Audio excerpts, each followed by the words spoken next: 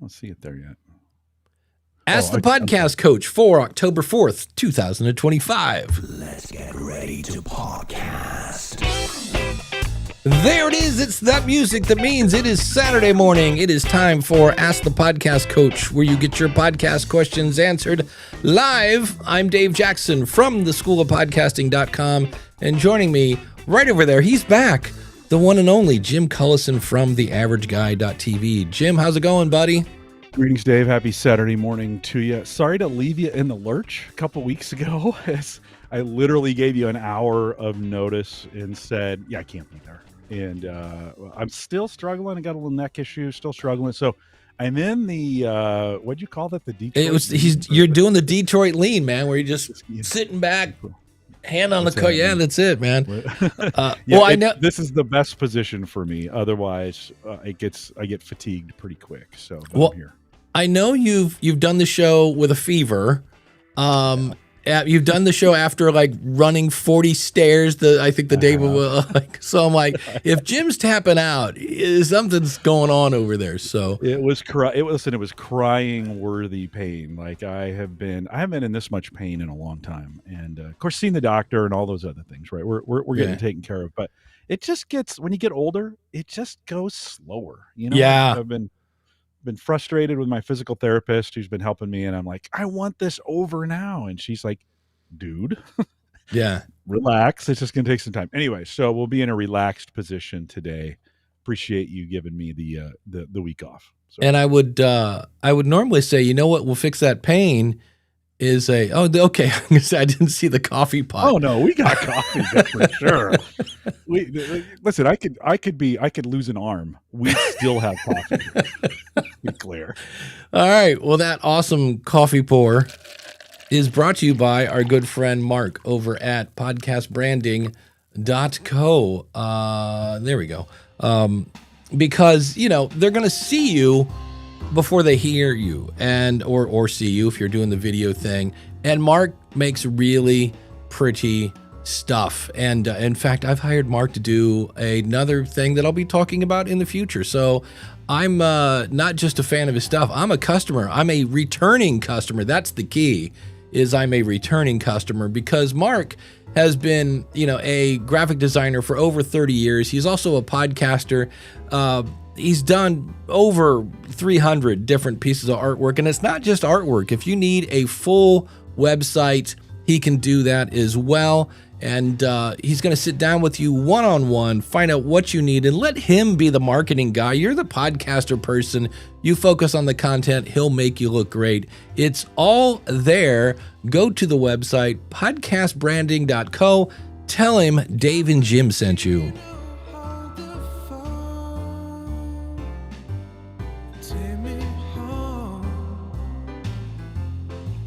And of course, a big thanks to our good friend Dan Lefebvre over there, based on a true story podcast.com. This week, we missed a couple weeks, but this week, Donald Rumsfeld in the movies with William Cooper. If you like that time in history, that period, of course, he was very influential in all things going on here in the U.S. government. You can check it out today. Check it out, based on a true story podcast.com. And as always, Dan, thanks for your sponsorship. There you go. And here's a let's start off with a fun tangent. Why not? It's Dave Jackson. Yeah, you've heard me complain about how bad going to the movies is and how podcasters can learn from this. Yeah, I went to my movie app, which I've now finally unsubscribed, and here's why. My local theater has gone out of business. Yeah, I think we're going to see a lot of that in the next couple of years. It was like that. I think we're going to see a lot of that. Yeah. Hey, welcome back, by the way. How was where were you again? Tell me. I was at the Empowered Podcasting Conference in Charlotte, North Carolina. That's a thing that Mark Ronick, I always want to call him Ronick, and it's Ronick, as in ironic. Is that the Uptown Funk guy? Mark Ronick? Isn't that Uptown? No, isn't that Bruno Mars? No, I mean, that's the singer, but it was written, I think, by Mark Ronick. Oh, there you go. Maybe he's got a gig on the side, but it was a great facility. Like with like, as in that it was kind of like fancy, but not like Gaylord fancy. Like we don't need that. And the location was amazing. Myself and Ralph is here. You got to meet Dave in person. Yeah, I got to hang out with Ralph and Craig Van Slyke, and Mark from Practical Prepping, Mark Lawley and his wife Krista. And so we all went to dinner, and Ralph picked up the check.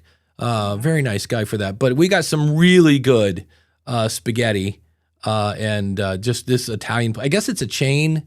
Starts with an M. There you go. Ends with a vowel. Shocking. Italian restaurant. Ends in a vowel. Macadoodles, Macadonald's. Something. Mariano's. Yeah. Mariucci. Okay. Mark Ronson is the guy that writes the songs for The Whole World Sings, although that's also Barry Manilow, who shockingly, I think it's true, didn't write that song, that he writes the songs. That he writes the songs. He didn't write the song that he wrote the song about? Yeah. So there we go. Maggiano's was that. There we go. And so everything was in walking distance. So that was cool. And got to meet some really cool people. And, you know, all in all, it was an intimate gathering. So there's probably 60 to 75 people there. You know, and it was their second event. So you're going to have, you know, look, there's going to be wrinkles at Podfest, and they've done that for however many gazillion years. So there's always that thing that, you know, there's a lot of technology involved, but and the tech was easy. It was basically, they started off with three wireless microphones, and the batteries were almost dead in all three of them. That you're like going, oops, somebody forgot to change. Because usually with those things, it starts to get distorted. And what was funny is it would go bad, and they would hand him another one, and it'd be great, and then it'd go distorted, and then so it was like, well, that's what happens on day one. Yeah, gotta check the batteries. Gotta make sure your batteries. That's why I try to do as little with batteries in the studio here as possible. Right? It's just because they're always going to go out that moment, the most important moment of your life. They're going to go out on you, and you're going to, you know. So it is for those. So would you say, like, did you get a feel? Do you think the podcast conference space is still viable? Like, I know we're trying, but it's tough, because here's the thing: when you're getting a discount at a hotel, you're on the hook for that. Whether anybody shows up or not, you're paying for those rooms. And so Mark talked about this. He was on the first day. And it was kind of funny, because he just kind of jokingly said, what the hell is wrong with you people? You all waited till like the last 2 weeks to, you know, like Memorial Day.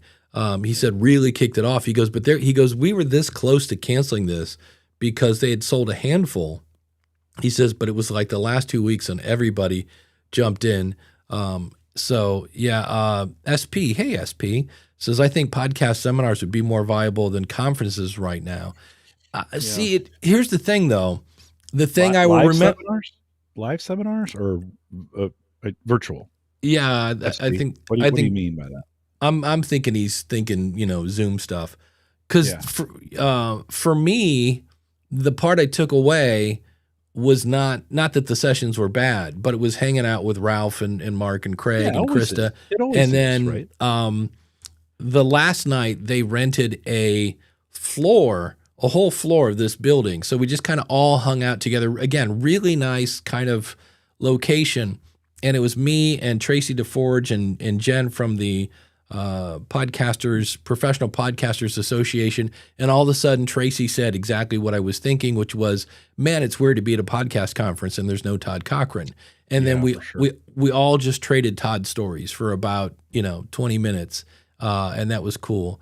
Ralph says it was my first conference, and to be honest, I did not have many great takeaways, but maybe I'm not their target market perhaps. And why does everyone need to use profanity? That is something that's kind of weird. Look, I'm not a prude, but like every talk, like I'm going to keep this clean, but they were talking about stuff a lot. Everybody had stuff. And I was like, is there, because to me, if I'm on stage, I want to be professional. And not that saying stuff is unprofessional. It was just kind of like, Jeff C. Listen, says, outside of Ask the Podcast Coach, I swear like a sailor, but I try to, you know, when you're doing these kinds of things, you can go 90 minutes and not say those words. It is Right. possible. Yeah. I mean, Well, you can do it. for me on a podcast, if I don't swear, I can appeal to everyone. If sure. I do, there's a lot of moms in the car driving kids to work that are like, "Ooh, we got to turn this off." So yeah, Jeff says, I think smaller conferences are where things are headed, much more intimate and better networking. Jeff, well, I know the answer to this question, but how was eCam? I didn't go to Creator Camp this year, but that was a very fun event, very unique.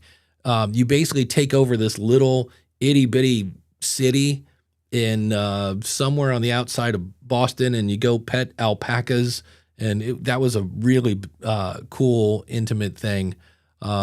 Randy says, I was going to go in the last few weeks, things leading up. Yeah, he lost his co-host. I need to be there. Yeah, absolutely. That's one where family comes first. Sorry, Randy. Yeah. So, yeah, that's it. I'm sending kids to work. Yeah, that's it. So it was a good time, but it's not always the, I'm trying to think if it's ever the sessions. And it's funny because, you know, the speakers put in a lot of time into their session. But usually the takeaway for me is almost always something I learned in the hallway. I'm gonna have to, like in this case, Megan, I forget Megan's last name, did a great presentation on Facebook ads. And I'm like, you know what? I need to go back and look at that. You know, Ralph says swearing is great when you have a point to make, but otherwise it seems to be a bit of a crutch for those who lack the ability to effectively express themselves. Howard Stern, when he came to Sirius, like everybody's like, hey, we can say the F-bomb. And he's like, no. He's like, that half his fun was, how can I not cross the line, but come as close as I can to it? Yeah. That was, and he said, no, we're not really into that. So, yeah, Stephanie says, Sinbad, the comedian, was so funny and never said anything vulgar or curse words. You know, so yeah. Bill Cosby. It can be done. Yeah, Bill Cosby, the comedian, not the person, the comedian was very entertaining without, you know, in fact, he would go around and please everybody, you know, you shouldn't be using the S word on it. Give me some pudding. So, you know. Well, that's awesome. But the thing is, you know, you and I have been doing this for 10 years and we have an audience that joins they like it.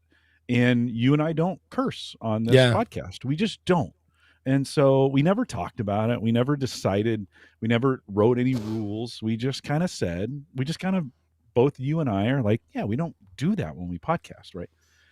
That's our choice. That's what we decided to do. It would be really weird, even, you know, to Ralph's point, if every once in a while I dropped a swear word or you dropped a swear word for emphasis. We get some interesting feedback on that. There would be some folks who are like, hey, listen, what are you doing?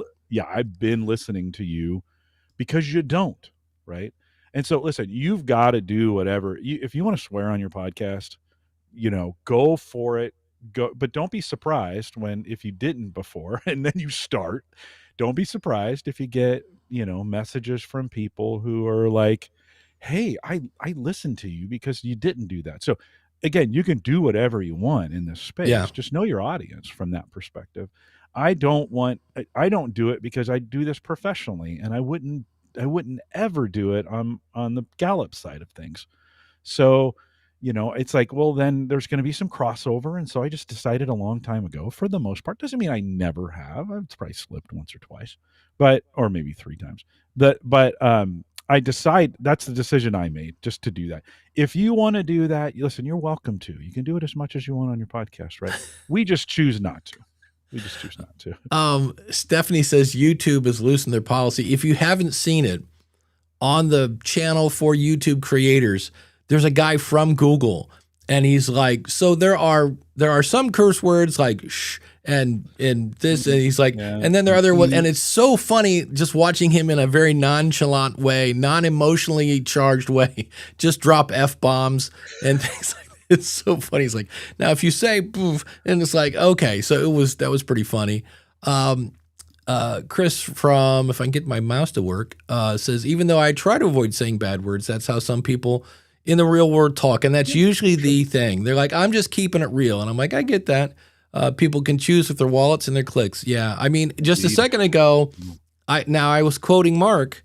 I could have said, and Mark said, "What the heck are you guys? What the heck is wrong with you guys?" Right, I said, "HE double hockey stick." So that's. But I was quoting somebody. So, and I also agree. There are curse words, and then there are, look, if you get a little bit of dog poop on your shoe, it might be feces, and then if you get more, it's a little poop, and then if you get a little more on your shoe, it's crap.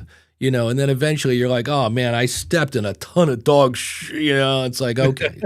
So it kind of different levels, different words. For sure.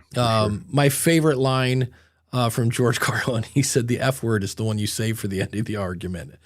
It's like, that's kind of true. What's the good day, sir? Good day, sir. Yes. Chris says Gary V excludes many people because he bebops and scats with F-bombs. Yeah, that's his thing. What they're getting. People that's know what his they're shtick. Getting. Yeah, you know what you're getting with him, right? He's weeded out the people who don't like that. They're not going to go back to it. Yeah. I don't have to prepare anything, and I can swear like a sailor. Yay, that's my brand. Okay. And also keep in mind, Gary V just purchased apparently part of the Stand store. It's this kind of, what if Linktree had a baby with I don't know, not even WordPress, but it's with Circle maybe. Like you can do courses and stuff with it. And if that's not enough, but wait, there's more. Steven, what's his name, from Diary of a CEO, also bought a chunk of the Stand store thing. So just brace yourself, because we're going to hear a lot about how the Stand store is the next big thing. And you need to forget. I remember I saw Pat Flynn, and I love Pat Flynn, said, oh, you don't need a website anymore. You just need Stand. And I was like, let me see. Oh, and Pat is an advisor to the company. And I was like, because he actually also, we have a testimonial from Pat Flynn saying how great Podpage is. And I was like, that's interesting. And so just keep in mind that all of a sudden, I predict in the next month or so, we're going to hear how, oh, what, you don't have a Stand store?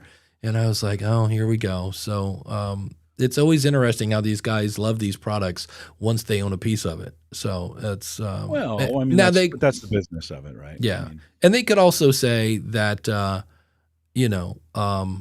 they bought a piece of it because they believe in the product. I mean, so I get that too. Here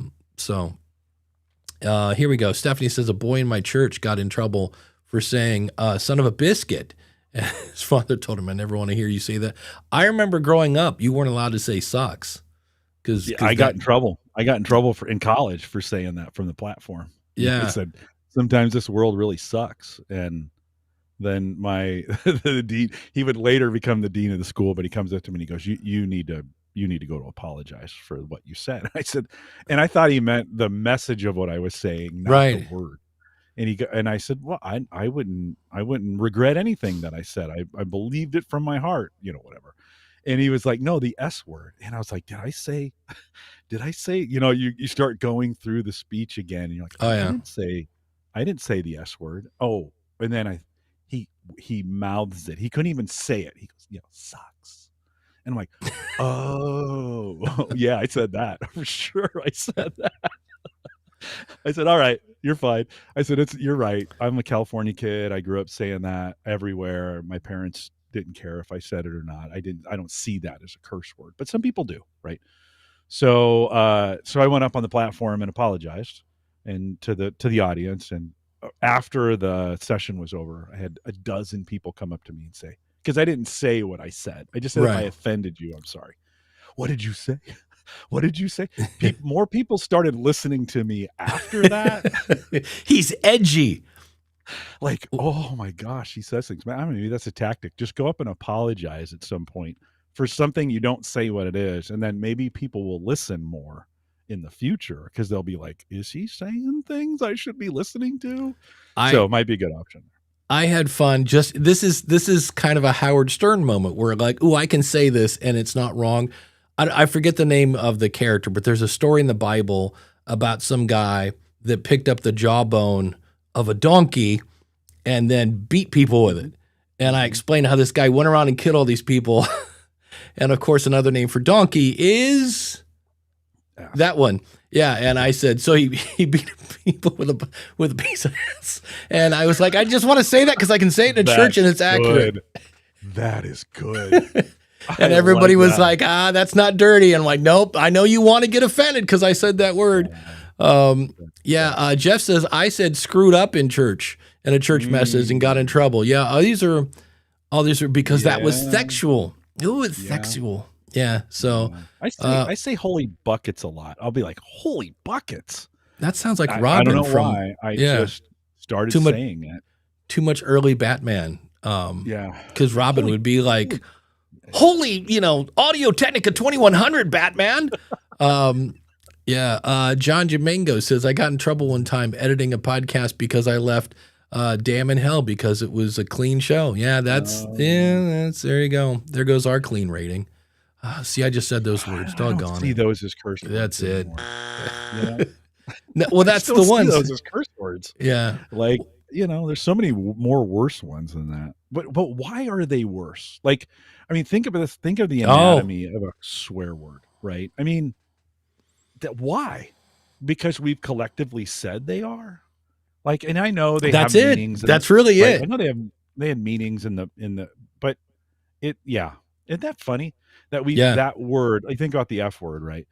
And that is such a dividing line. I think you have to have an opinion on that word. And most people would say the F word is out, it's out of bounds, right? For the most part.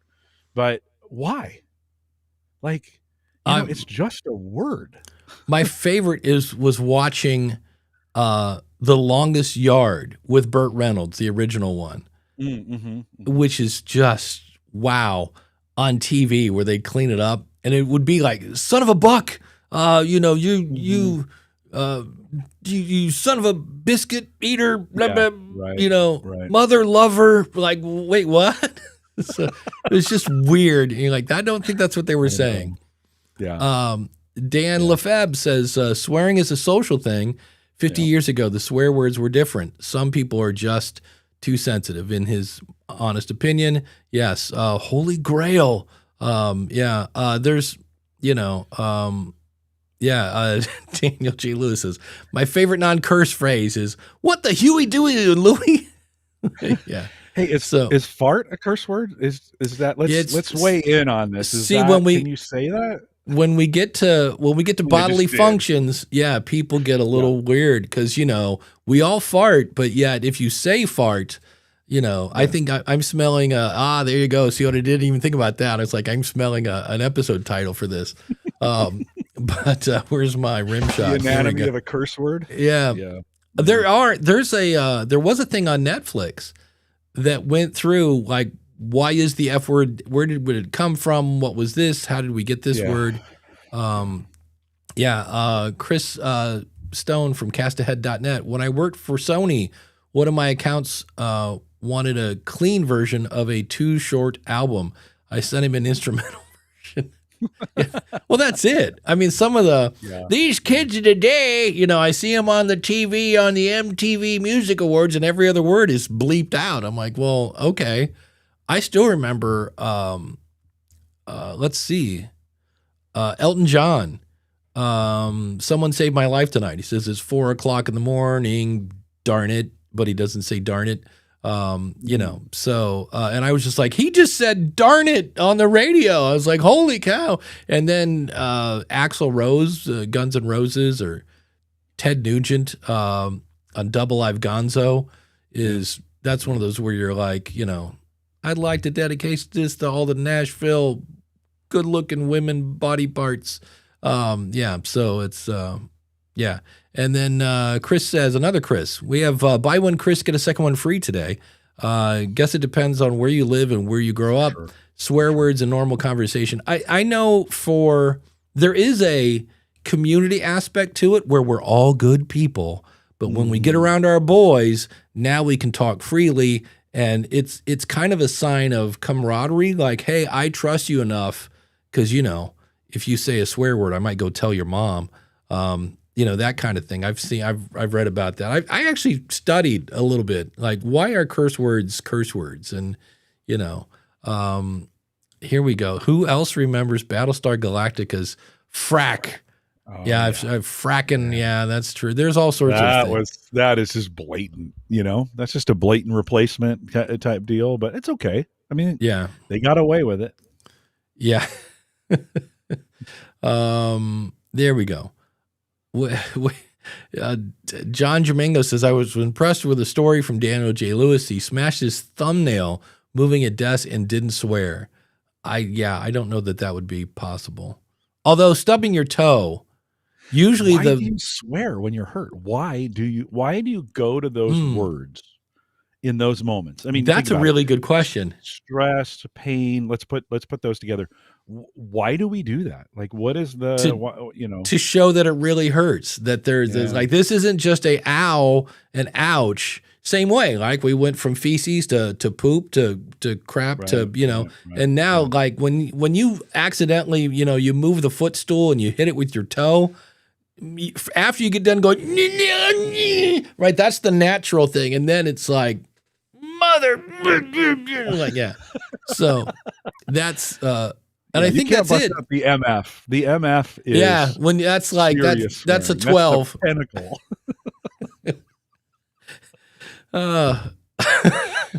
Just not where I mob. When you drop that mob, that's it. Everybody stay away. It's gonna just go. Yeah. It's what Chris says. It's the emotional outcry to the world. They're talking about editing Eddie Murphy's Raw album. Chris says that album would be silence, followed by a crowd laughing their guts off. Most part. Well, didn't George Carlin do one too? Didn't he do the seven words you can't say? Wasn't that George Carlin? Yeah, who did that? And I mean, you I loved Craig Ferguson used to bleep because he just swore on the show, right? But he would bleep it with he had funny phrases, yeah. What you coming a going or something like that. He had all these phrases and he'd bleep them out with that kind of stuff. That's a creative way of doing it. Well, my favorite is Jen Briney, congressionaldish.com, a website, by the way, designed by Mark at podcastbranding.co. And Jen starts off it's a news show, and she's reading her news, and she's very proper. And then she starts reading about the crazy things that Congress is doing.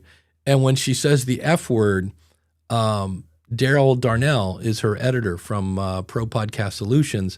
He substitutes a golf swing, which is perfect because it's like, and these schwicking guys and this guy's, and I'm thinking, what the schwick? And it's like, that fits perftly. So good way to do it.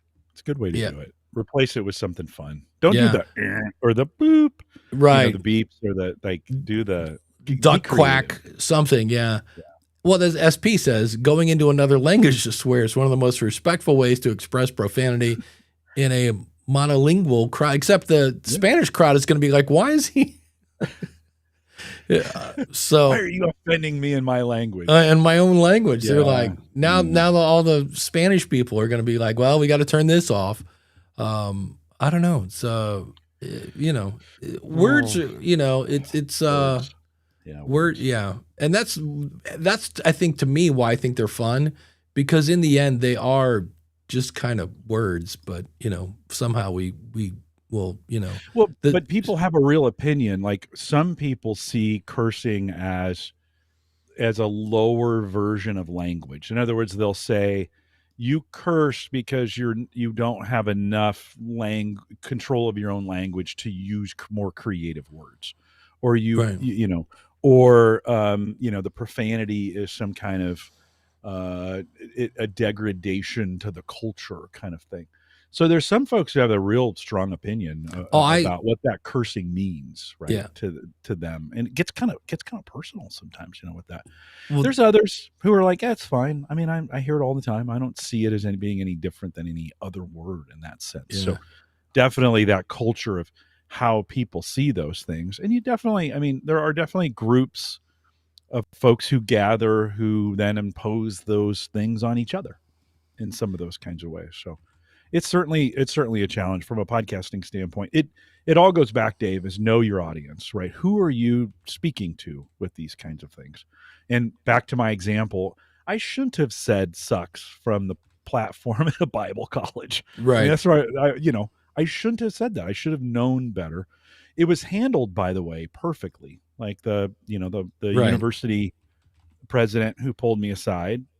You admonish, right? You admonish in public. You correct in private, right? That's usually that's a Right. good leadership skill to have. He pulled me aside. He didn't get up on the platform and make fun of me or call me out from the platform, right? He pulled me aside and said, "Hey, I need you. Let's correct this kind of thing, right?" And that was his opinion. I didn't think it was that bad. But okay. I think there's some good lessons in that from podcasters. I think there's some good lessons in that we can learn from each other. Is that oftentimes, listen, we control the microphone, we control or the chat room from that standpoint, and I really do believe as much as we can, those corrections need to be done privately and then but celebrate each other publicly as much as we can. That's a great way to do it as well. So I think there's some good lessons in that. Yeah, I'm trying to find my list. I used to have a list of countries that I got from Daniel J. Lewis, and they're all like something stands, blah, blah, blah. Rich Graham has everybody's favorite curse word, which is pound sign, percent sign, pound, ampersand. That's hilarious. Yeah, I can't find it, but they're all in the Middle East. I remember that. It's all Gistakistan and I cannot find it because I'm sitting here typing in hashtag cuss, hashtag swear. I cannot find it anywhere. So Daniel, I don't know if you have that list somewhere because that's where I got it from him. But there are a bunch. Most of them are in the Middle East, but it's like 7 or 8 countries, and it's if you, and I'm not sure exactly what the process is. Like if you swear, especially now with transcripts, maybe Apple could, in theory, if they see one of those words, automatically flag your episode as explicit. Not saying they do this. I'm just saying that's possible now. And if you mark one episode explicit, these other countries just like you are out of the Apple store. So, yeah. So that's, well, here, this is what I'm worried about. Craig says in Spain, people swear so much the words have lost their effect. And that's why when I say you shouldn't swear, it's not that I'm offended. It's like, no. I want to preserve the power of the F word. I'm like, don't just use it like it's, that's because otherwise what are you going to say for the end of the argument if the F word has lost its power? You say, good day, sir. Good day. Yeah, that's it. That's what you say. That's what you say. That's how you end an argument. You just say, good day. Well, let's see if this works.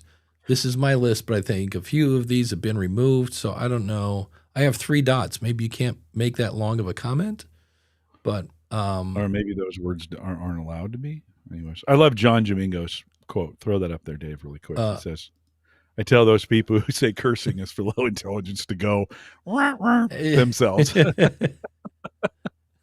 That's it. Oh, very good, John. Very good. All right. Well, we have a fun, it's a long one, but I was like, hey, look, it's something that's not what's the best microphone under $200. I saw this out at Reddit. I don't know that I'll read this whole thing, but he says, this is not easy to write. Apologies. I'll split it into 2 or 3. Feel free to ignore the second part, et cetera, et cetera. Should I be sending press kits to my guest? I host a comedy interview podcast called Tyrant in Training. So to me, Tyrant in Training, I would think that's a business show for CEOs maybe or something. I don't know. And I definitely wouldn't guess that as a comedy show, but that's just me. It's a survey of one. And I usually have guests on that have plenty of online followers.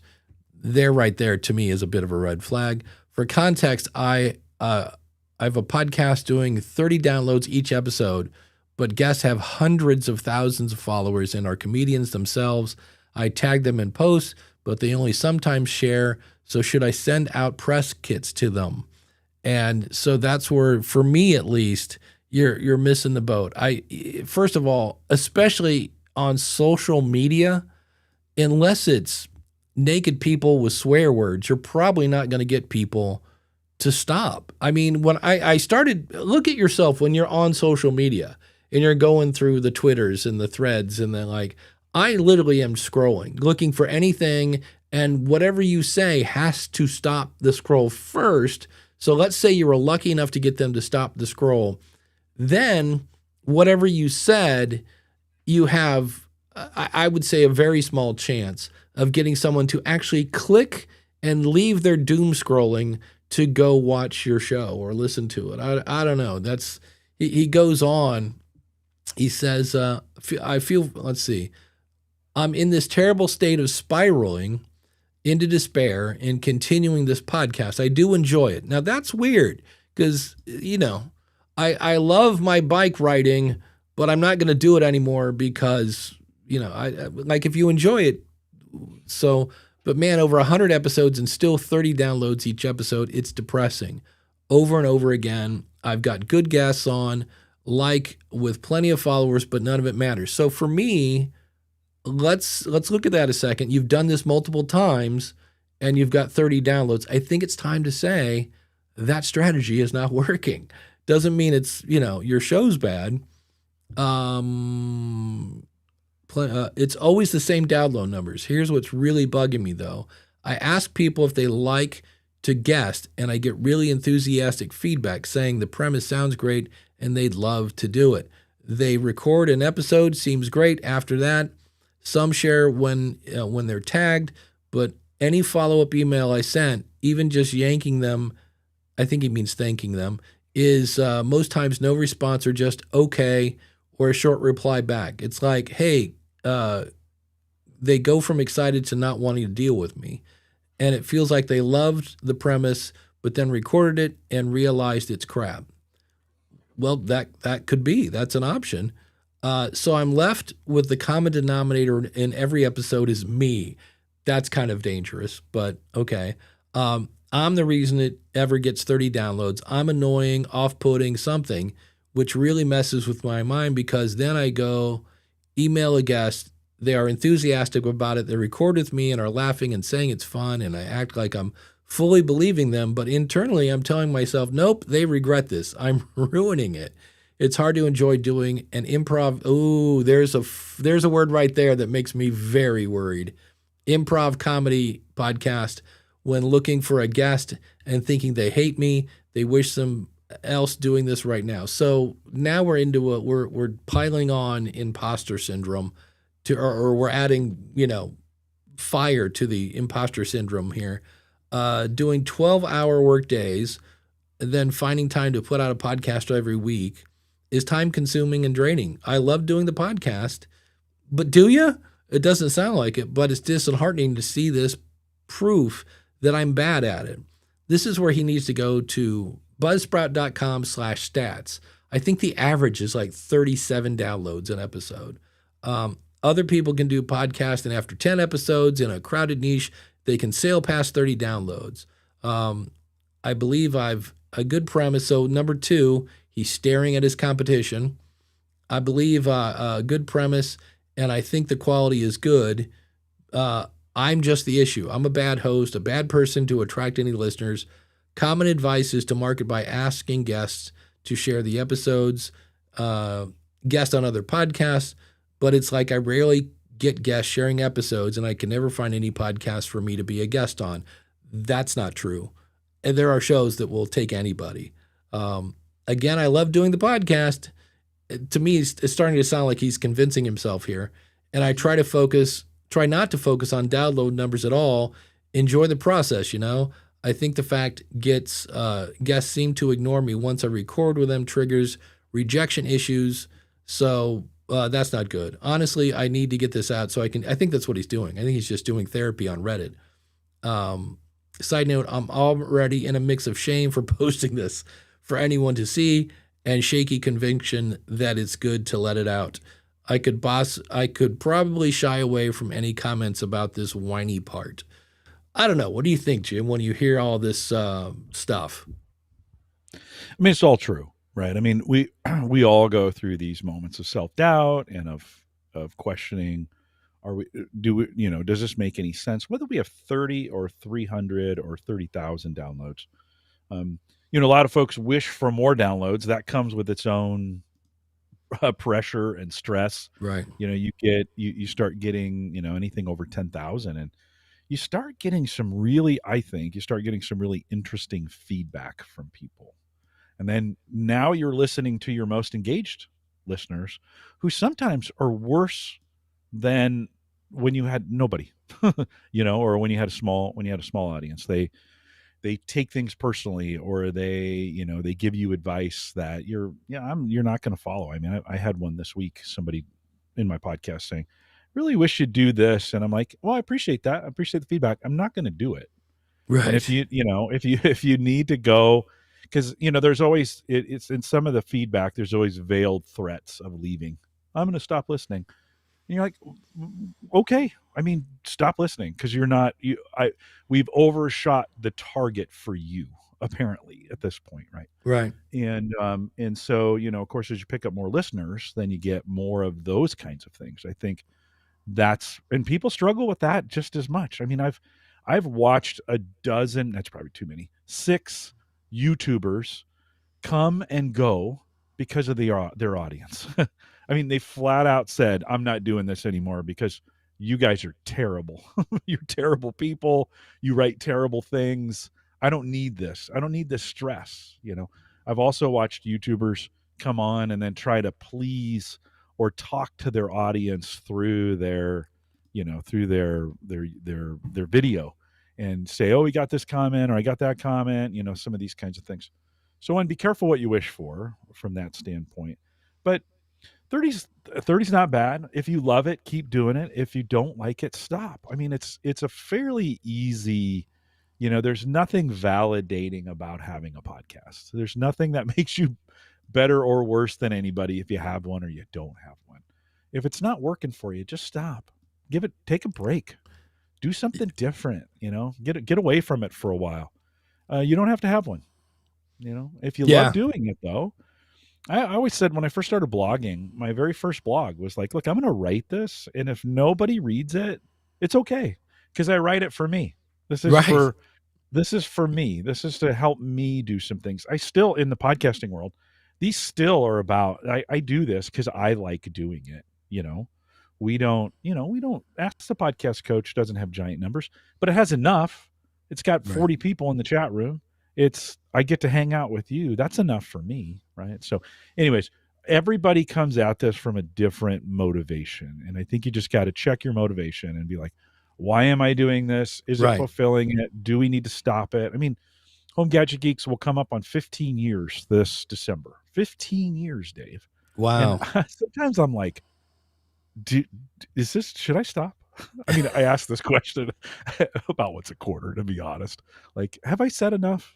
Like, do I really want to, in the last couple of weeks, as I've really struggled with this neck injury, I've had a hard time with energy, right? Because you start doing things and then it starts hurting.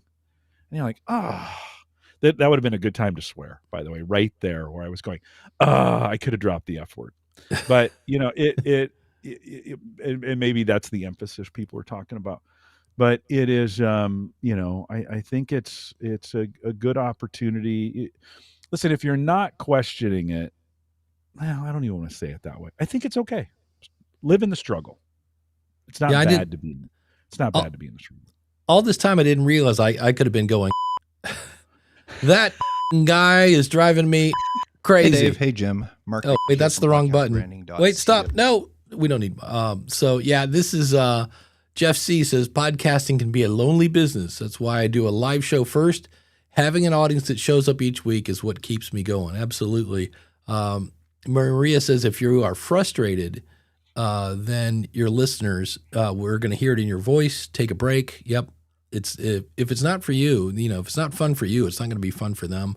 I always say, like, what's your why? Because if you don't get your why, and also 30 people is a really full classroom that could be, watching Netflix or whatever, and they're listening to. Now I realize, I forget how many years he said he'd been doing it, but to me, he's doing the same thing and expecting different results. And I'm like, yeah, I don't, I in the Reddit, I comment, I'm like, look, if you did the same interview that person has had over and over again, I go, they're not going to share it because their audience has heard. What was podcasting like in 2005? I've answered that question many, many times. And my audience doesn't need to hear that answer anymore, so I'm not going to probably share that. So doesn't mean it's a bad question, just means I'm not going to share it. And instead, look at interviews as a way to grow your audience, or not your audience, grow your network. You know, this is something that got your foot in the door to, meet this person. So Ralph says, where did we come up with the 10,000? Why is that the magic number? Mainly because it used to be, back in the day, that was the number that some advertisers wanted per episode, by the way, not per month, per episode to, consider you for sponsorship. Stephanie says he needs therapy and a coach. Yeah. The other thing he said is everybody. Just a hug. A hug, really, yeah. A hug would be good too, yeah. Yeah. So, and get some feedback from people that will say, and also improv, I get it that it's a skill I think that podcasters need because sometimes technology doesn't work or whatever. You need to be able to kind of go off the top of your head for stuff. But every time I see improv, I'm going to say maybe 10%. It actually makes me laugh. And the other times when people laugh, it's because it's weird and awkward. And it's kind of not a pity laugh, but you're just like, I don't know what I'm supposed to do here. This is dumb. So, I mean, I went to Second City in Chicago. That's where, like, in the early days, half of Saturday Night Live would come from Second City in Chicago.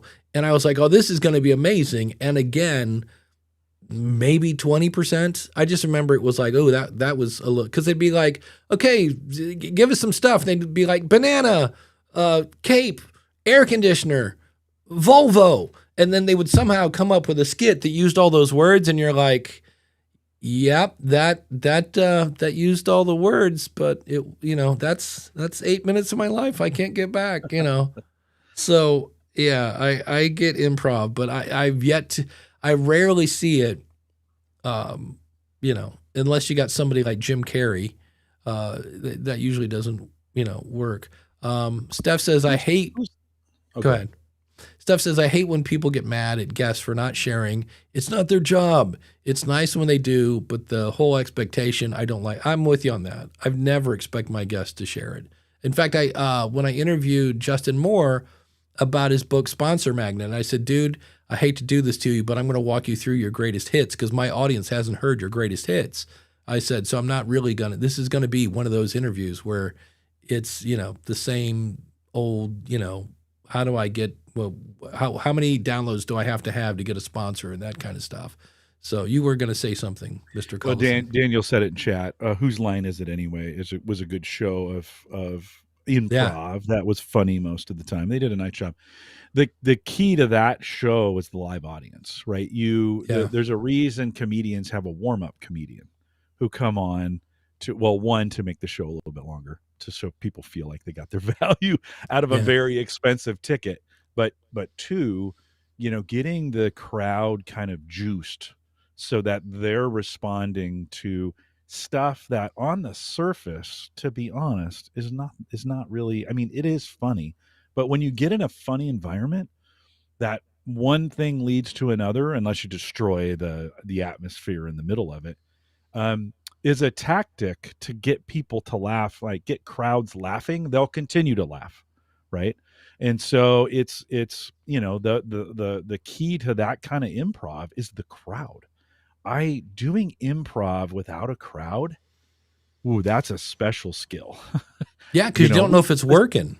Yeah, you and I have maybe one funny moment a month in doing this show, right? Every once in a while, even a blind squirrel finds a nut. And we find a funny improv moment in what we're doing here. But that's not what we're shooting for, right? If that would be, man, I doing an improv in a podcast with no audience, so you can't gauge how funny you are. That's the whole point of improv in a lot of ways. gauging the funniness, and you can the crowd, the energy of the crowd can often lead to even more funny moments, right? I just don't know how you do. I don't know how you do improv without a crowd. I'm sure there's some people very skilled and able. That's not me for sure. When I spoke, and I'm speaking next year at the National Religious Broadcasters, and a lot of great people there. I made some great friends there. But when I'm on stage, they're not looking for the funny. I could tell like about 6 slides in, I'm like, here's something, and I just threw something out. I'm like, this should make them smile. And it was just like, these, like, just the facts, please. And I was like, okay. And I just, but if you don't have a live crowd, how do you know if it's working or not? And that may be something that's going on there. We were talking earlier when we were talking about swearing, the words. Oh, like I'm going to pronounce these. Bahrain, Belarus, Brunei, Darussalam. See, this is a fun thing. Burkina Faso, Chad, Egypt, India, Jordan, Lebanon, Nepal, Oman, Qatar, Saudi Arabia, Tunisia, United Arab Emirates, Uzbekistan. That was the one. That almost sounds like a swear word. Uzbekistan. And Yemen. And he said, that's from my text expander list. And I think at least one of those might have changed their content. So thank you, Daniel, for that. I know. So again, if you really trying to build up your Middle East audience, maybe now is not the time, to make explicit content, or just know ahead of time. That's it. Maria says, are they laughing with you or at you? Yeah, and it's hard to tell if it's not live. Some cases it's okay if it's either, right? Yeah. In a lot of times, self-deprecating humor, you want them to laugh at you, right? I mean, that's kind of the point of that style of comedy. So yeah, for sure. Yeah, always fun. We did have another question. John had asked a question. Did you see John Domingo's question early? Yeah, there we go. Perfect. How should someone handle a co-host who low talks under the other host? It sounds like an episode of Seinfeld. I don't know why that's a problem. I don't know what you're saying. Even after it has been brought up to that attention. This is one of the things why I used to hate. I definitely want to be a worker bee. I don't want to be a manager. Is when you tell someone, see this thing, here's how you do it. This is why you're not supposed to do it this way. And then they do it again. And you go, I don't know if you noticed, but remember that thing? And I showed you how to do it. You did it again. Because like they're not going to change. There's two things. Either A, they don't see themselves doing it, or B, they don't care. And the second one especially, if they just don't care, now you have a whole other problem of like, do we keep this person because they're not on the team? But I mean, there's just gotta, if you could make a clip, I would make a clip and just, go to the person and go, hey, I know we mentioned this to you, and this may be something that you just don't realize you're doing. So here's a quick clip. See how you're talking under the host here. And it makes a editing nightmare because I have to edit you out and then I can't because of blah, blah, blah. So you just unfortunately got to hold up a mirror and go, here's what we were talking about. I don't know, Jim, you have any thoughts of I agree with you. You just gotta come out and just say, hey, this isn't working. Especially if you've talked about it. This is in most cases of conflict like this, it doesn't get talked about, and it just gets to a point. It gets more and more frustrating, and then there's a blow up. That's usually because conflict's hard. It's hard to do, and most people don't really like to confront it. I mean, it's kind of what separates good managers from bad managers, right? Is good managers are able to confront it in a way that can, not always, but can promote growth or see opportunities in it and say, this isn't really working. I've worked for some really good managers who said things to me like, don't do that again. Did you do that? And I'm like, I did it. They're like, don't do that again. This is not what we're looking for, right? And okay, I get it. I hear you, right? You got to kind of come out, but also people don't respond to criticism very well sometimes. And then they start getting defensive and it turns into a shouting match or whatever. So it's a hard thing to do. I think if it's a disruption, if it's been addressed, you got to let them go. You just kind of say, you know what, we're moving in a different direction. We're kind of done here. I've had to do that, and then I get but I don't want to move on, and I'm like, yeah, but I'm asking you to, and so and that's not always clean, right? That part of moving someone on is not always clean. Listen, it's great if you can get them to see that and they move on themselves. That's always kind of a nice way to get some things like that. Hey, this isn't really working out. Like this is not matching what we're trying to do here. And if they can say, yeah, it's not, I understand. I'll go do something different. That's the perfect kind of scenario. Doesn't happen very often because oftentimes people have their ego in it.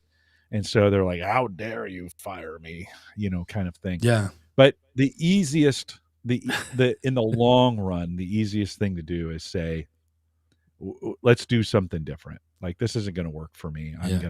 We're going to go a different direction. The other thing is don't try to soften the blow too much where you're not exactly clear. This is the end. Like, just be truthful and honest and clear. Like, we're having a conversation and this is the last time you're going to be on the show. I just want to be really clear about that, because leaving that, like, sometimes we're like, oh, well, maybe in the future things will magically change that haven't changed in the last 6 months we've been doing this. And, that because it makes you feel better about, bringing the bad news to it. Just be super clear. It's easier just to cut and be like, yeah, we're done doing this. Don't be mean about it, of course, but just be really clear. Like, yeah, we're not going that direction anymore. They're not, how they respond to it, most of the time it's going to be bad. And you're just that's part of leading people. Yeah. It's part of leading people, friends. That's the part. Why not everybody's designed to be a leader. No, and hard. I just had to do this at my church. I'm kind of on the leadership team, and she's the sweetest, dearest, older woman who occasionally, after the pastor gets done doing the sermon, will stand up and chime in on it. And we're like, and it's literally 5 minutes from the end of the service. We're going to sing a song and get out of here. Like, and we kind of politely said, it's, if you had just waited 5 minutes, you could have told the pastor that after the song, and it kind of interrupts the flow. Please don't do that. And then they talked to her again and said, hey, you did that again. And that's not really the time for it. So they finally are like, hey, can you, like, maybe she'll listen because you're a dude. Maybe, So I just went to her. I said, hey, that thing you just did. I said, that's an interesting point. I go, but it's bad timing. And I go, you're pulling the trigger about 5 minutes too soon. I said, you could have told the pastor that after that. And I said, I just want to make this as clear as possible. I go, don't ever do that again. Yeah. And she's like, oh, I'm sorry. And I'm like, okay, I just want to make sure you're aware. Don't ever do that again. And she's like, okay. And later she's like, well, because my church is the only place where people call me Davey, because no, that's not going to fly. And she's like, well, Davey yelled at me. I go, no, Davey. And what I did, I found because I didn't want to pull her into a room alone, because you never want to be in a room with a female alone, because now it's her word against mine. So I did it to where people couldn't hear me, but people could see me. And I was like, don't do that again. And it was awkward. It was somewhat awkward seeing her the next week, and I just pretended like it never happened, but we'll see what happens. SP has a great idea, and I'm sure maybe John's doing this. Have it multi-tracked so you can just mute that person, fix it with technology. That's the problem. And if it's not, then you're like stuck. Speaking of improv, Rich says, Improv for Humans with Matt Besser is still going after hundreds of episodes. It's hard to listen to. So, it's got an audience there somewhere. Who knows? But or maybe not. Maybe the person just really likes creating. That's their creation, and maybe it's not designed for everybody. So yeah. There's a lot to self-fulfillment in this space that I think sometimes we're looking for something, we're looking for something that's not possible out of this. And this is why the two never line up, because what you're looking for, it's not possible in what you're doing. And so you have to I have to have this realistic, this is we talked about, conflict within a team, but with yourself, I think you have to have that kind of conversation that says, hey, is what I'm doing ever have the possibility of what I'm looking for? And I think for some people, the answer is no in that. And then you have to say, I should probably stop doing this. Yeah. If that's what you got to let that go, just be like, yeah, this is never going to happen this way. Or the odds are so small. I'm going to go invest my time in something else that does have the possibility or gives me greater fulfillment or, whatever you're looking for in that. So I think in some cases, podcasting is interesting because it has the potential for a lot of public validation of who you are, but not everybody's going to get it that way.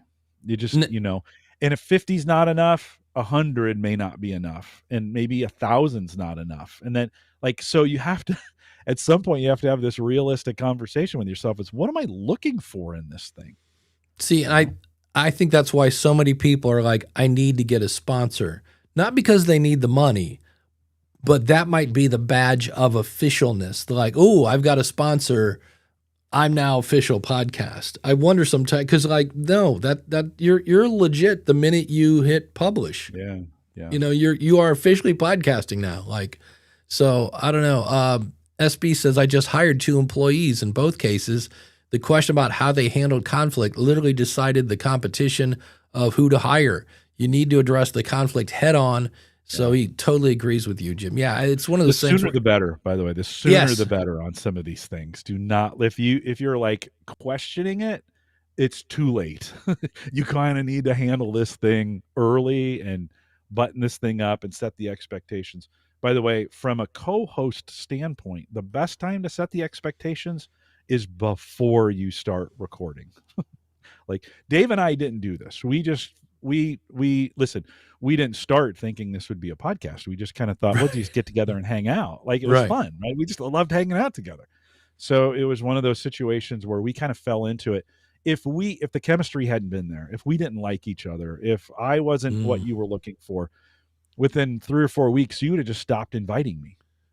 You'd be like, hey, you want to come in? Or you would have shown up at a different time, or you would have done things differently, right? But it's now Tuesdays at 6. What? Oh, I forgot to tell you. So sorry.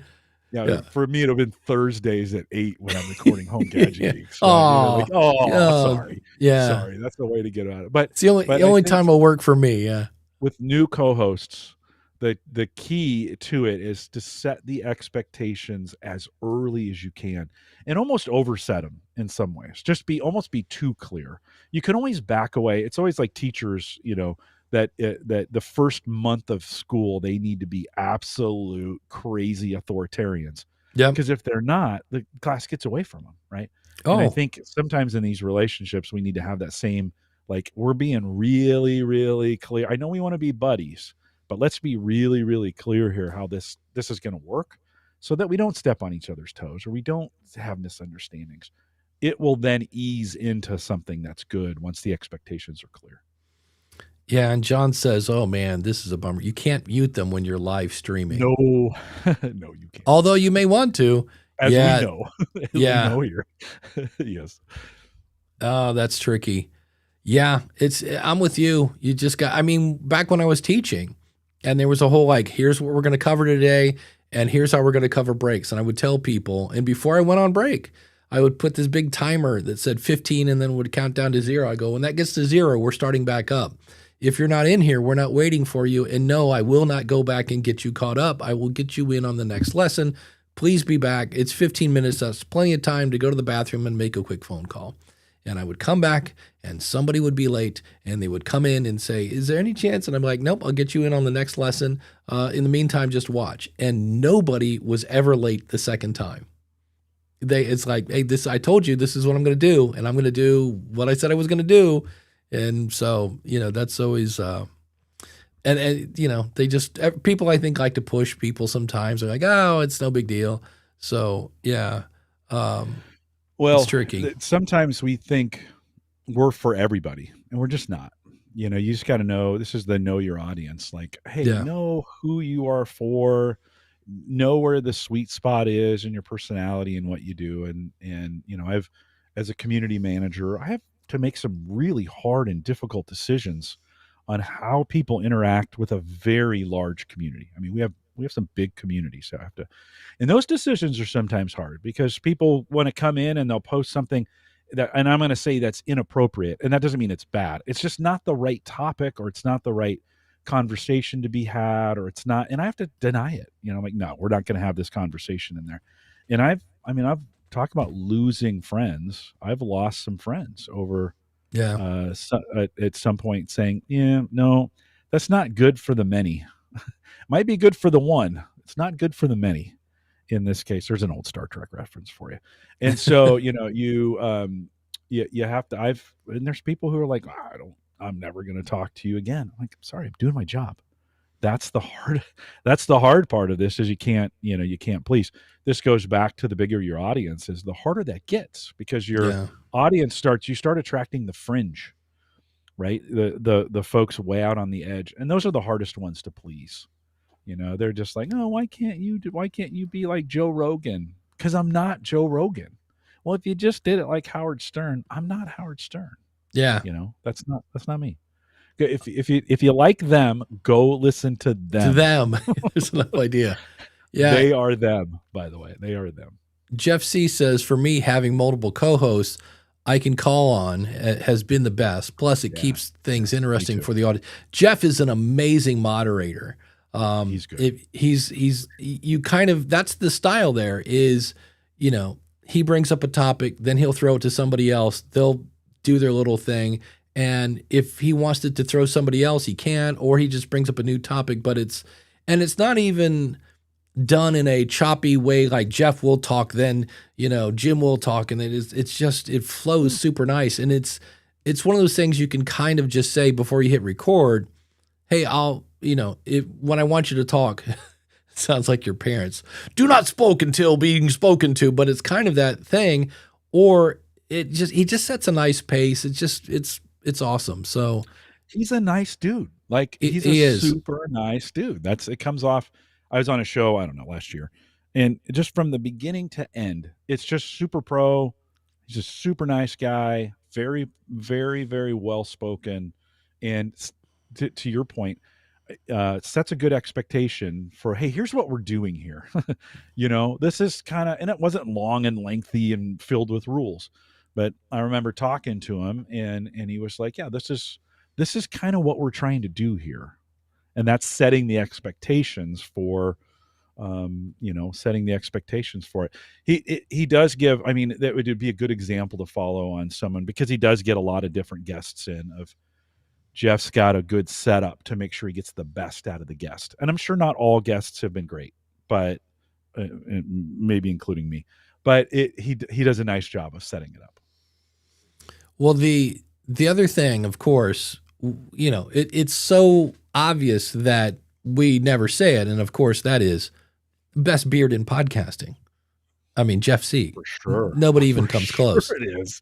It's outstanding. It's, in fact, we might even say his beard is awesome.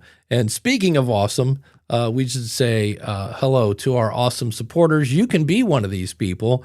You simply go to askthepodcastcoach.com/awesome, and you can join for as little as $5 and be like these awesome people. That for my awesome listeners, we have domains on the screen like FlameAlivePod and HorseRadioNetwork.com and IndieDropin.com and Spybrary and all the fun stuff. JohnMuntz.com. I think I'm pronouncing that right. But you can be an awesome supporter. And if you're like, Dave, I don't even have a podcast, well, then come over and see me at the School of Podcasting, where you get courses, coaching, and a community. But wait, there's more. You can use the coupon code COACH and save a little when you sign up on a monthly, quarterly, or yearly subscription. And don't forget, that comes with a 30-day money-back guarantee. And if you need some honest feedback, the guy earlier, hey, why isn't my show growing? Well, if you need honest feedback, podcasthotseat.com is the place to go. I will look at an episode. I will look at your website, and you get a free month at the School of Podcasting. Check it out, podcasthotseat.com. I got somebody in line that showed up Friday, so I'm looking forward to that. And if you go to askthepodcastcoach.com, you're looking at Podpage. And if you want to check out Podpage, you can try it at trypodpage.com. If you want to learn Podpage, go to learnpodpage.com. I love them so much. I work there and I have a t-shirt on today. So there you go. And if you need more Jim Cullison, and hey, who doesn't, then go over to theaverageguy.tv and check out Home Gadget Geeks. And it's time for Wheel O Names. So let me click on that link. And who will it be? Will it be Jody? By the way, happy belated birthday to Jody Krangle from Audio Branding. Will it be Shane from Spybrary or the ladies over at Flame Alive Pod? Well, we're going to click the wheel and see. And the winner is the one and only Shane from Spybrary. If you are a person that, likes we're not going like real spies. Like, sure, James Bond is cool and all that, but he's into actual, like, real spies. So check him out over at spybrary.com. Shane, thanks for being an awesome supporter. And if you are sitting there right now, listening, watching the show, whatever you're doing to it, and thinking, does this show save you time? Does it save you money? Does it save you a headache or two? Or do we keep you educated or maybe even entertained?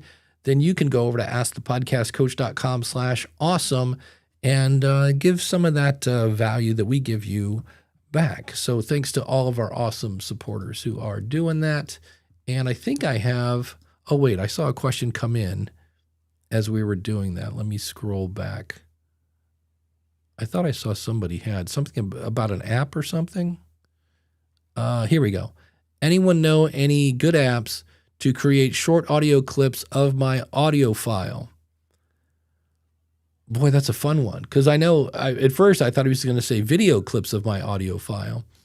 I know Descript can, because they do the clippy thing. Isn't YouTube doing clips now too? Like you could use, I know that's video, but I think they're doing some automated clips too.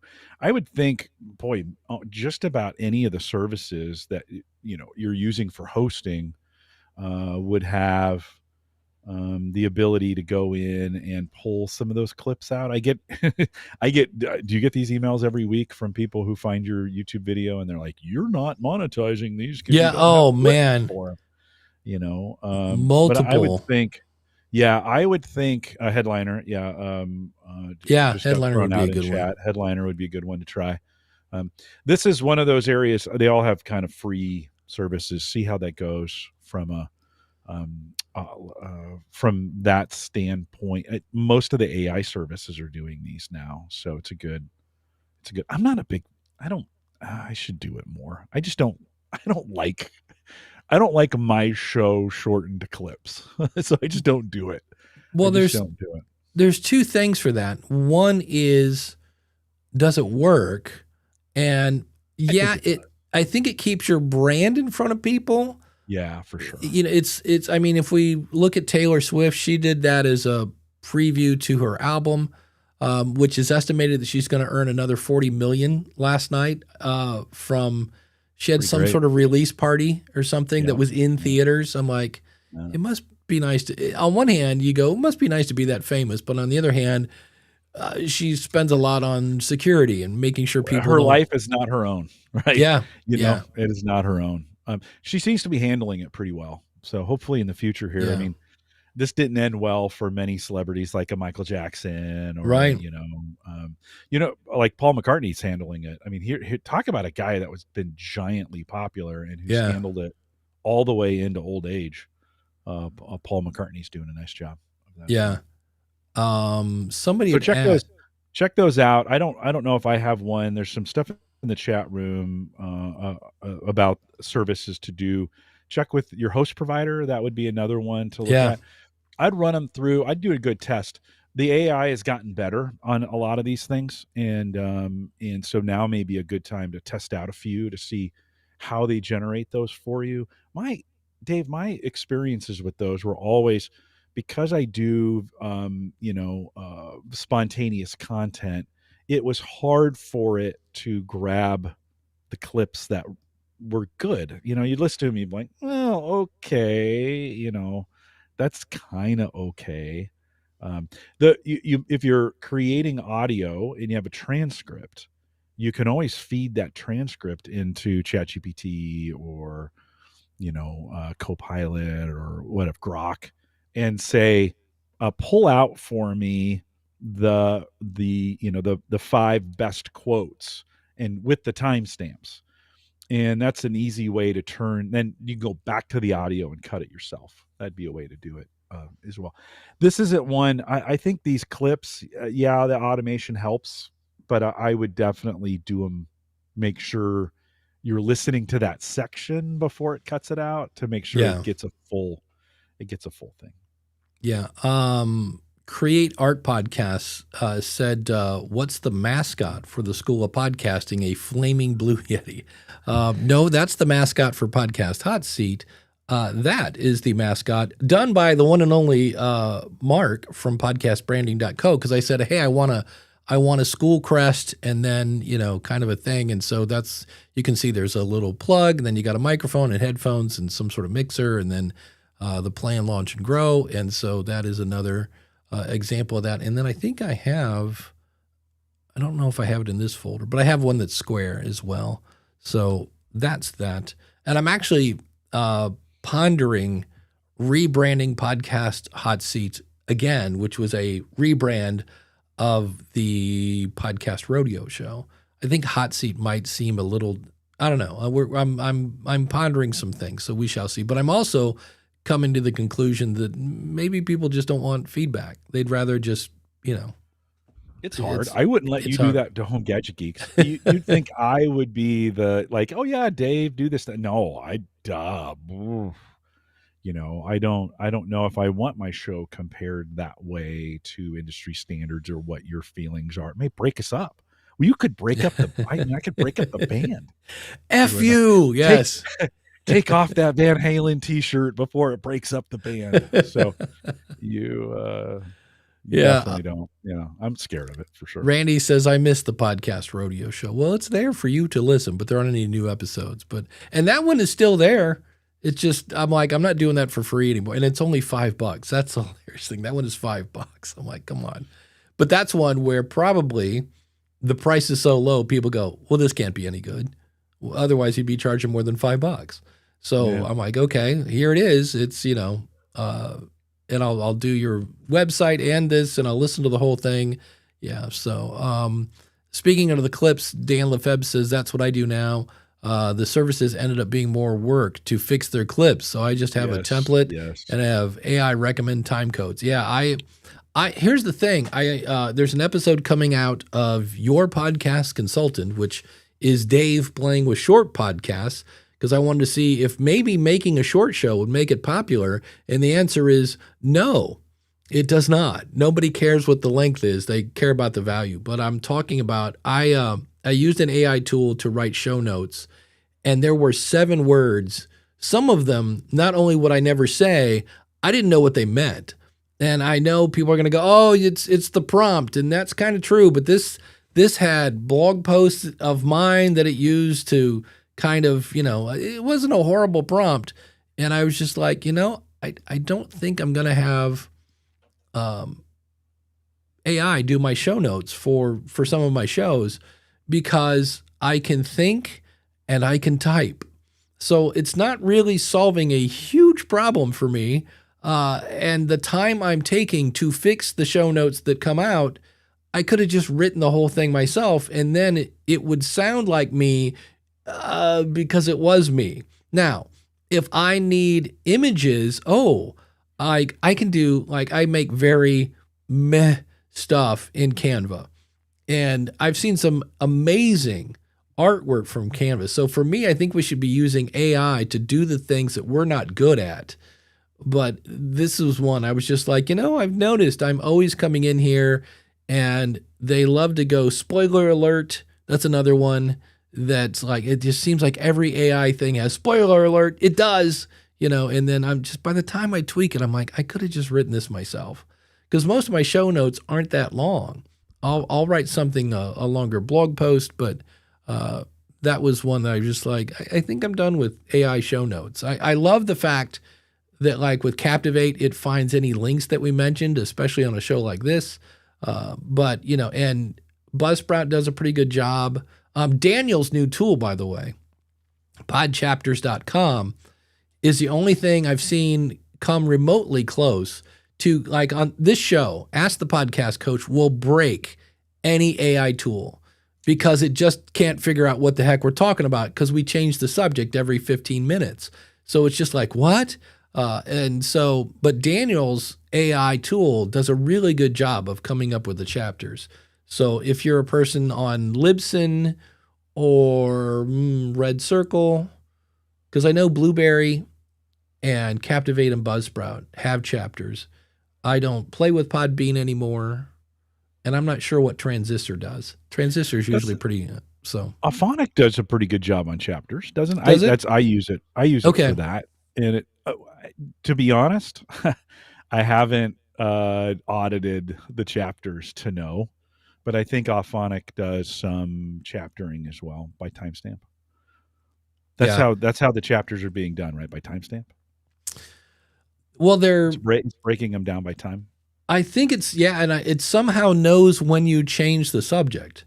Yeah, and then it'll put it'll figure out where that is, and then I'll have to look more carefully. I have it do it. YouTube picks those up automatically if you put them in the description, and so Auphonic pushes those over there. I grab a version of them and put in my show notes. For my show notes, what I've been doing is having it transcribed by Auphonic and then taking that transcription over to ChatGPT and say, read this transcription. And then I'll grab the notes from Otter and I'll grab the notes. There's a long and short description in Auphonic. I'll bring those over and put them in. I'll dialogue then a little bit with ChatGPT on the show and get some ideas for it and do some things, see what it's thinking about the show.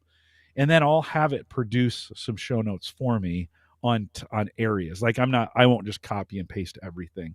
I'll be like, give me some feedback on this area, or what AI really likes now, AI search likes now are FAQs.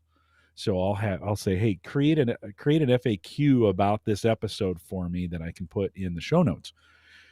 So it does a pretty nice job of putting together question and answer for that kind of setting. So it's a little bit more, I'm not just letting it create the show notes for me. I'm dialoguing with it and creating a unique set of show notes, but it's definitely augmenting and doing things for me. Like you mentioned, Dave, it does things for me that I'd have to spend half an hour, 45 minutes creating my own FAQ.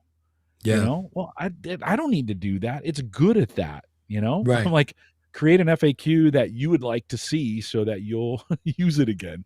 And it does a pretty nice job of that. So there's, there's a lot of the services that are doing just, carte blanche show notes for you. That's not bad. I would interact with them a little bit and make sure it's set up in a way that you like it. I'm pretty proud of my show notes now. Those are one of those things I look at. I'm like, these are kind of helpful. They used to just be crap and now they're kind of helpful. So I'm pretty proud of my show notes. There you go. And Randy says, if I include chapters in my MP3 file, Podhome will import those and create Podcasting 2.0 chapters. Sweet. And Daniel says, yep, several others do that. I know Captivate does, but Daniel points out they import only the titles and not the images or the links, which is a bummer. Because I know Buzzsprout does. If you make your own chapters, and like in Hindenburg is what I do, then I can just upload it and they take everything I've put in there and put it into Buzzsprout, which is cool. Libsyn still doesn't get the whole avoidance of so much of the podcasting namespace. Libsyn's having a bad week. It's not the end of the world, but your feed only shows the last 100 episodes. And there are a lot of people on Libsyn that have been there from the early days. Mm-hmm. And I don't know what's going on over there. I do know I was really surprised to hear a guy I considered Mr. Libsyn when I was there. Greg was the lead developer, and he is no longer with the company. And I was like, that's not good. So I don't know what's going on. I love the people over there. I just, I don't know what's going on because I mean, the good news is I'll be interested to hear because like this show, I don't know what we're on, 5 something, whatever. So if all of a sudden, we know that the back catalog doesn't download a ton. It's, there's that, you get the big spike the first week and then it slowly trails off. And then it's only the people that have followed the show and they go back and cherry pick in their app because that's the only way really you can see them. And so now those aren't going to be there.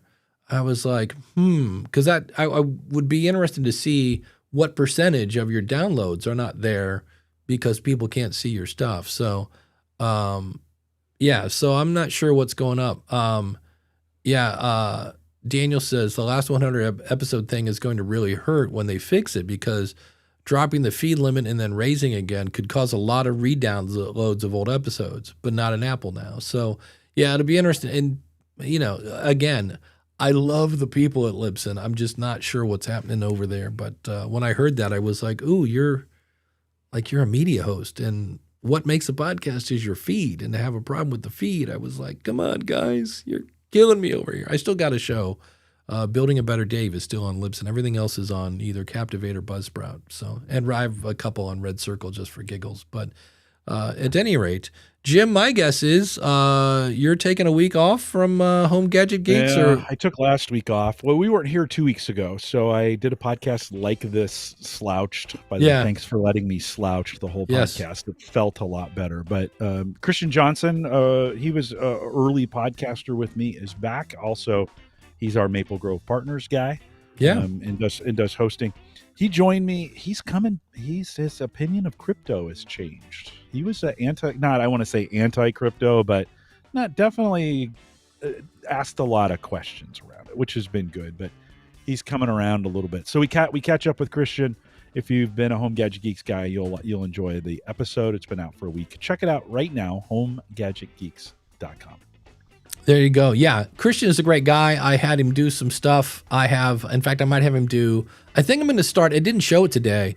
I think I'm going to start pointing people, because I have a Podpage for the School of Podcasting, and I might change my episode link. Right now, I have the episodes on the School of Podcasting, but they just look so much better on Podpage. And I went over to WordPress and typed in Ozzy and hit search, and it showed me on WordPress an episode about Joe Rogan. And I'm like, that's funny because the word Ozzy is in the title of the episode I was looking for. I went to Podpage, typed in Ozzy, and it was like, here you go. And I was like, it looks better. So I might, in the future, when you click on episodes, you might notice that you're going to a Podpage. That's one of those, when I get free time, I'm going to update that. But on the School of Podcasting, we are talking about podcast best practices, because we kind of got some people at that conference that are like, best practices, smashstresses, like, old curmudgeons. And I'm like, there's a reason they're called best practices. So that's what's coming up. We will see you next week with another episode of Ask the Podcast Coach.